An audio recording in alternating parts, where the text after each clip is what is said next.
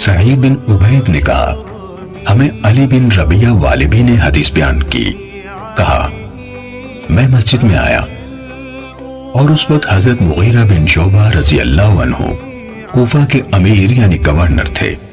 مغیرہ نے کہا میں نے رسول اللہ صلی اللہ علیہ وآلہ وسلم سے سنا، آپ فرما رہے تھے مجھ پر جھوٹ بولنا اس طرح نہیں جیسے میرے علاوہ کسی ایک عام آدمی پر جھوٹ بولنا ہے، جس نے جان بوجھ کر مجھ پر جھوٹ بولا وہ جہنم میں اپنا ٹھکانہ بنا لے۔ صحیح مسلم حدیث نمبر 5۔